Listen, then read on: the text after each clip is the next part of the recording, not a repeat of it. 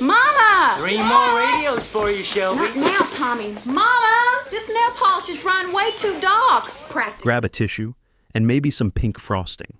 Steel Magnolias hit theaters on November 15th, 1989, bringing 6 powerhouse actresses together in a small Louisiana town to prove that women's stories could dominate the box office, make audiences cry buckets, and still crack jokes about armadillo grooms' cakes. The film follows the lives of women who gather at Truvy's beauty salon to gossip, laugh, and support each other through weddings, births, and the heartbreaking loss of Shelby Eatonton, a young diabetic mother played by Julia Roberts in her breakout performance. Welcome to Steel Magnolias. The movie that launched Julia Roberts to stardom was written in 10 days by a grieving brother and became so beloved that the filming location turned into a tourist destination. Idea, Mama. I'd love to see what the boys would pick out. Delivery man! Someone stop that truck! Stop that! Today we're counting down 15 weird facts about a film that almost starred completely different actresses, was shot in brutal Louisiana heat with a director mourning his late wife, and made, blush and bashful, a phrase that still haunts wedding planners everywhere. Now, before we dig into these stories, be sure to hit that like button and subscribe, because it really helps us keep bringing you behind-the-scenes content you won't find anywhere else. Let's start with number 15. Number 15. The whole movie came from 10 days of grief-fueled writing. Robert Harling wasn't a playwright. He was a lawyer who moved to New York to try acting. When his sister Susan died in 1985 from complications related to diabetes after giving birth to a son, Harling was devastated. A friend told him to write about it as a way to process the loss. Harling locked himself in a room with a typewriter. Look at this. This was in the hall closet. What is it? Rubbers. Tommy says Jonathan's planning to cover the honeymoon getaway car with these. 10 days later, he emerged with a complete play called Steel Magnolias. He'd never written a play before. He didn't know the structure or the rules. He just poured his grief and his memories of the strong Southern women who surrounded his family onto the page in what he later described as a 24/7 tsunami of Southernness. The play was supposed to be therapy. It wasn't meant to be performed, but friends read it, loved it, and convinced Harling to stage it. The play premiered off-Broadway in 1987, ran successfully, and 3 years later became a major motion picture grossing nearly $97 million worldwide. And here's the ironic payoff. The thing Harling wrote to cope with losing his sister became the way millions of people remember her. Susan Harling Robinson, a nurse who loved being a mother and refused to let diabetes define her life, became immortalized as Shelby Eatonton. I think your form and content will improve with time. So, best I can tell, young lady, you've just landed yourself. The grief that nearly destroyed Harling created his career. The worst 10 days of his life produced a legacy that's lasted over 3 decades. Number 14. Meg Ryan turned down the role to make When Harry Met Sally. Julia Roberts wasn't the first choice to play Shelby, not even close. Meg Ryan was attached to the project first, and producers were thrilled. Ryan was coming off successes like Top Gun and Inner Space, and was on her way to becoming America's romantic comedy sweetheart. Then Ryan got offered When Harry Met Sally. She had to choose between playing part of an ensemble in a tearjerker about Southern women. Well, is that it? Is that all you're going to say? Women, or being the female lead opposite Billy Crystal in a romantic comedy. Ryan picked the romantic comedy. She told Robert Harling, "This is my chance to be a leading lady. In Steel Magnolias, I'd be part of an ensemble." Ryan was right. When Harry Met Sally launched her into the stratosphere as the queen of rom-coms. She became a household name, commanded top dollar for the next decade, and defined a generation's idea of romantic comedy charm. But here's the twist. Julia Roberts' career went even bigger. Steel Magnolias earned Roberts her first Oscar nomination at age 22. Then she made Pretty Woman 6 months later and became the biggest female movie star on the planet, eventually commanding $20 million per picture. Ryan's smart career move turned out to be the second best option. Both actresses made the right call for their careers. Ryan got to be a leading lady. Roberts became a legend. Sometimes there's no wrong choice, just different paths to success. Number 13. The director was grieving his wife and took it out on everyone. Herbert Ross directed Steel Magnolias, and by all accounts, he was a nightmare on set. He was harsh, critical, and particularly brutal to Julia Roberts, frequently reducing the young actress to tears. Field and Shirley MacLaine both later confirmed that Ross's behavior was so bad they had to intervene. But here's the context. Ross's first wife, legendary ballet dancer Nora Kay, had died in 1987, just 2 years before filming began. Ross was directing a movie about women coping with death while drowning in his own grief. He couldn't separate his personal pain from the project. Shirley MacLaine finally confronted him. According to reports, she told Ross he'd been behaving terribly since Nora's passing, and that it wasn't respectful to her memory or to the cast who were trying to honor a real woman's story. The confrontation didn't fix everything, but it apparently helped. And here's the ironic result. Ross's grief, combined with a script about grief, created one of the most emotionally devastating films of the decade. The cemetery scene where Sally Field breaks down was filmed in one take, and it works because everyone on that set understood real loss. Ross was channeling his pain. The cast was honoring Susan Harling Robinson. The raw emotion wasn't acting. It was collective trauma turned into art. Number 12. They hired real doctors and nurses who treated the real sister. Robert Harling wanted authenticity. So, when it came time to film the hospital scenes where Shelby goes into organ failure and eventually passes away, Harling insisted on hiring the actual medical professionals who had cared for his sister Susan in her final days. The doctors who treated Susan played themselves treating Shelby. The nurse who turned off Susan's life support machine in 1985 did the same for Julia Roberts' character on camera. These weren't actors pretending to be medical professionals. They were medical professionals reliving the worst day of their careers for a movie camera. And it gets more intense. Harling's mother chose to be on set during the death scene. She watched Julia Roberts wearing a hospital gown and hooked to machines reenact her daughter's final moments. When Harling asked his mother why she'd put herself through that trauma, she said, "I wanted to see Julia get up and walk away." Here's the beautiful twist. By forcing himself and his family to relive the tragedy, Harling created something healing. The medical staff got to honor Susan's memory. Harling's mother got closure by seeing the story end differently, with the actress standing up alive. The pain became purposeful. Steel Magnolias didn't avoid the real story. It recreated it with the actual people who lived it, and somehow that made it both more painful and more cathartic. Number 11, the film was shot in the actual town where everything happened. Robert Harling grew up in Natchitoches, Louisiana, a small town in the northwestern part of the state. When Hollywood came calling to adapt his play, Harling had one non-negotiable demand: shoot it in Natchitoches. Not a soundstage in California. Not a substitute location. The actual town where his sister lived and passed away.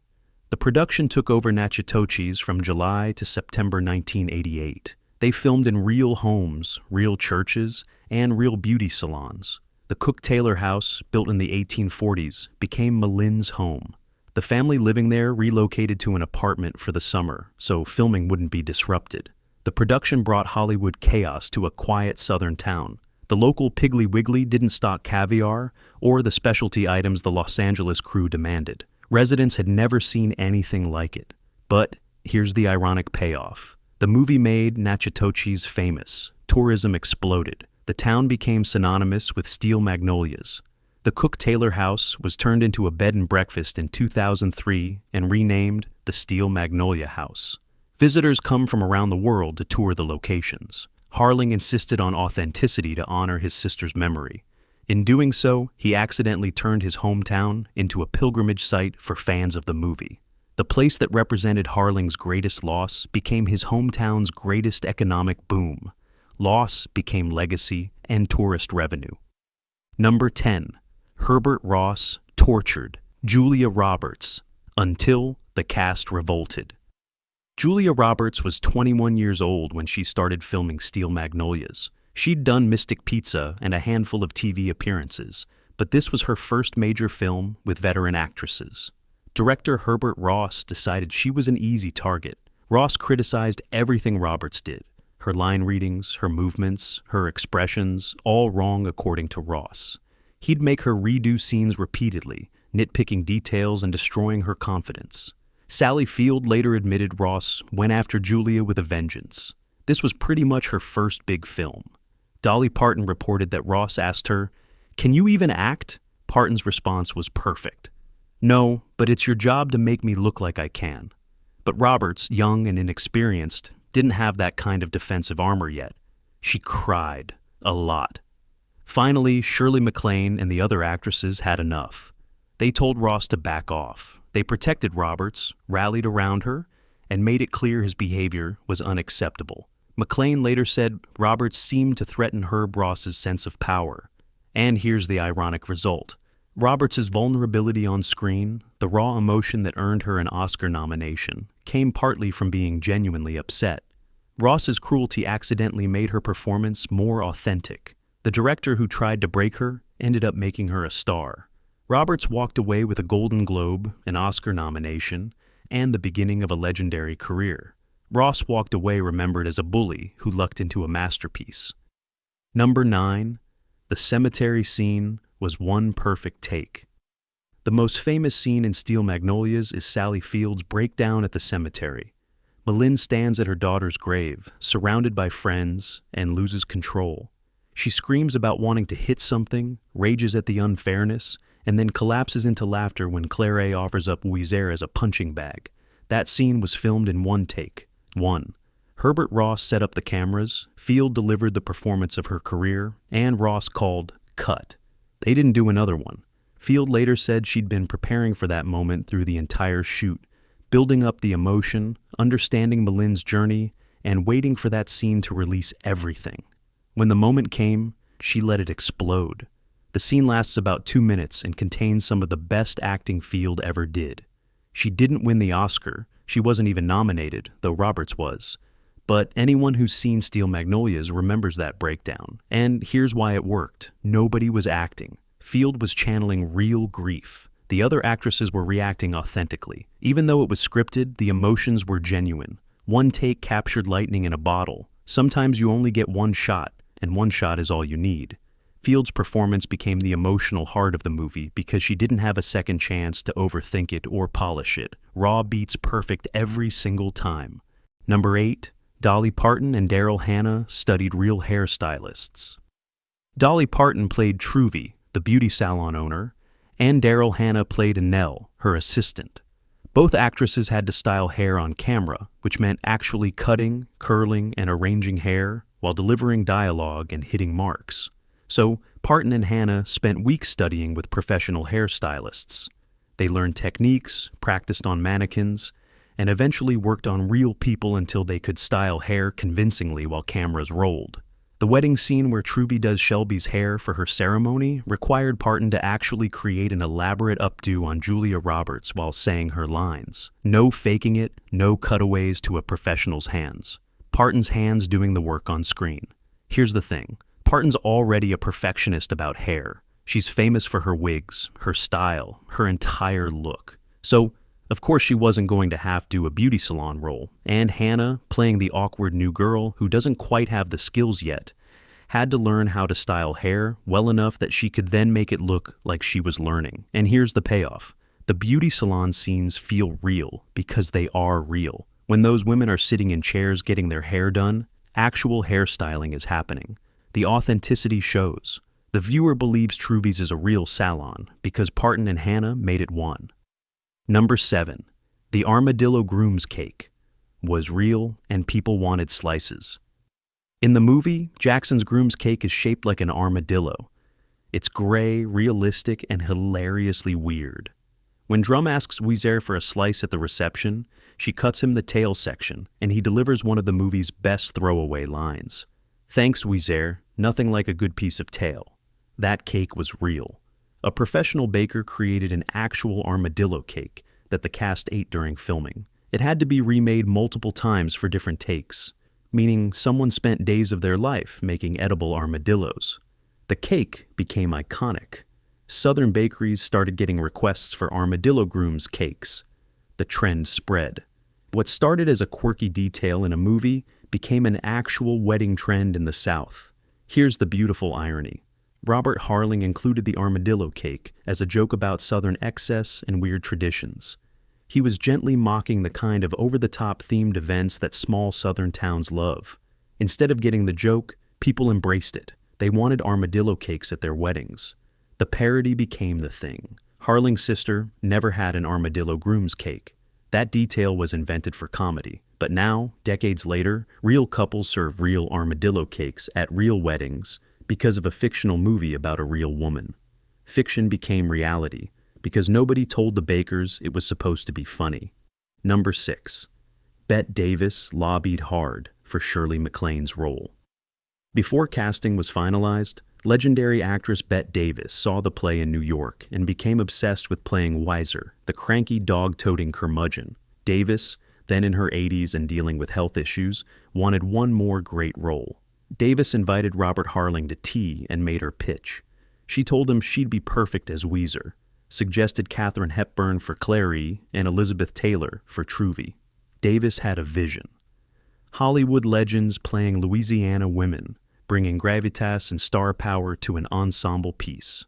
As Harling left, Davis told him, "You may give the role of Huissier to someone else, but you and they will hear from Bette Davis." It was both a threat and a promise. Shirley MacLaine got the part instead. And here's the twist.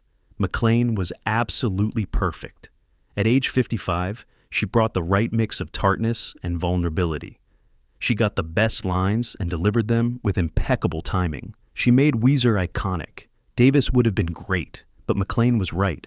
An 80-year-old Davis playing Weiser would have changed the entire dynamic of the group. MacLaine, closer in age to the other women, fit the ensemble better. Sometimes the legend isn't the right choice. Sometimes you need a working actress who understands the assignment. Davis's pitch was bold. MacLaine's performance was perfect. Age and timing matter more than legacy when you're casting an ensemble. Number 5, Julia Roberts was dating her co-star and broke up with Liam Neeson. When filming began on Steel Magnolias, Julia Roberts was dating Liam Neeson, her co-star from the movie Satisfaction. They were a couple. Things seemed fine. Then Roberts met Dylan McDermott, who played her husband Jackson in Steel Magnolias. She allegedly broke up with Neeson to date McDermott. The on-screen chemistry wasn't just acting. Roberts and McDermott became a real couple during production. They got engaged in 1990, rode the wave of Roberts' exploding fame as Pretty Woman became a phenomenon, and then broke up before they ever made it down the aisle. Roberts went on to marry and divorce Lyle Lovett, marry cameraman Danny Moder, and become one of the most famous actresses in the world. McDermott married and divorced, had a successful TV career, and never quite reached Roberts' stratosphere of fame. Here's the ironic twist. Roberts left a movie star, Neeson, for a supporting actor, McDermott, and then became such a massive star herself that she eclipsed both of them. In 1988, Neeson was the bigger name. By 1991, Roberts was the biggest name in Hollywood. The relationship that bloomed during Steel Magnolias didn't last, but it coincided with Roberts' transformation from promising newcomer to global superstar. Number 4. The real Susan's son was named after Robert Harling. Robert Harling's sister Susan had a son before she passed away. The boy was born in 1983, and Susan named him Robert after her brother. 2 years later, Susan died from complications related to diabetes and kidney failure, leaving behind a toddler who would grow up without his mother. Harling wrote Steel Magnolias partly as a gift for his nephew, a way for Robert Jr. to understand the incredible woman his mother had been. The play started as a short story for the boy, then evolved into something bigger. In the movie, Shelby's son is named Jack Jr. after his father, but the real inspiration, the real child, was named after the man who would immortalize his mother's story. Here's the beautiful twist. Robert Harling Jr. grew up knowing his mother through a play and a movie that millions of people have seen. While most people remember their parents through photos and stories told by family, Robert Jr. has Julia Roberts playing his mother on screen, Sally Field playing his grandmother, and a global audience who cries at his mother's funeral. The boy Susan died to bring into the world became the reason her story reached the world. Harling wrote the play for his nephew. In doing so, he gave that nephew the greatest gift possible, a permanent, perfect memory of the mother he barely got to know. Number 3. Nicole Kidman played Shelby in Australia before the movie. Before Steel Magnolias became a film, it was an off-Broadway play that toured internationally. One of the early productions was in Sydney, Australia, where a young actress named Nicole Kidman made her professional stage debut playing Shelby. Kidman was in her early 20s, relatively unknown, and looking for any opportunity to prove herself. Steel Magnolias gave her that chance. She played the diabetic bride in front of Australian audiences, delivering the emotional arc that Julia Roberts would later make famous on film. By the time the movie came out in 1989, Kidman was still a few years away from her Hollywood breakthrough. Dead Calm would come that same year, but she wouldn't become a major star until Days of Thunder in 1990, when she met and married Tom Cruise. And here's the ironic twist. Kidman played Shelby on stage before Roberts played her on screen, but Roberts got the Oscar nomination and became the bigger star. Both actresses went on to legendary careers, multiple Academy Awards, and decades of success. But Roberts got there first, partly because Steel Magnolias the film launched her, and Kidman was busy doing theater in Australia. Sometimes timing is everything. Kidman had the role first in a different medium. Roberts had it at the right time in the right medium. Both actresses conquered Hollywood. Only Roberts got to do it with Steel Magnolias as her launching pad. Number 2, they hired the actual nurse who disconnected Shelby's life support. Okay, now we need to talk about the most intense casting decision in movie history. Director Herbert Ross wanted the hospital scenes to feel authentic, which seems reasonable enough. So he tracked down the real medical staff who had cared for Susan Harling Robinson during her final days. Then he cast them in the movie, including the nurse who had disconnected Susan's life support in real life. The same nurse playing herself doing the same thing again, except this time with cameras rolling and Julia Roberts in the bed instead of the actual woman she'd cared for years earlier. Robert Harling said it added a sense of real gravity and reality to the scenes, which, yeah, that'll do it. There's authentic, and then there's just recreating the actual trauma with the people who lived through it the first time. Harling's mother stood behind the monitors during filming, watching a reenactment of her daughter's final moments. The beeps were real medical equipment. The movements were based on actual procedures. These weren't just people acting. They were reliving one of the worst days of their lives after someone yelled, "Action." The line between performance and memory didn't just blur, it straight up vanished completely, which gave the scene an authenticity that was impossible to fake and impossible to forget. You can feel the weight of real experience in those moments because it wasn't acting. It was just remembering with a camera pointed at it. Number 1, the movie still misinforms women about diabetes and pregnancy. Steel Magnolias is based on a true story. Susan Harling Robinson was told not to get pregnant because of her diabetes and weak kidney function. She got pregnant anyway, had a son, and died 2 years later from complications. The movie portrays this accurately, but here's the problem. Millions of women saw Steel Magnolias and concluded that diabetes means you can't have children. Medical professionals have spent decades correcting this misconception. Type 1 diabetics can have healthy pregnancies and healthy babies. Susan's case was specific to her particular kidney issues, not a universal truth about diabetes. The film doesn't distinguish between Susan's individual medical situation and the general reality of diabetes. Most viewers don't catch the nuance. They just remember Julia Roberts dying after childbirth and assume all diabetic women face the same risk. Diabetes advocacy groups have actually had to fight against the Steel Magnolias effect. Women with diabetes would refuse to consider pregnancy because of what they saw in a movie. Doctors would have to explain that Shelby's story was one extreme case, not a blueprint for every diabetic woman's experience.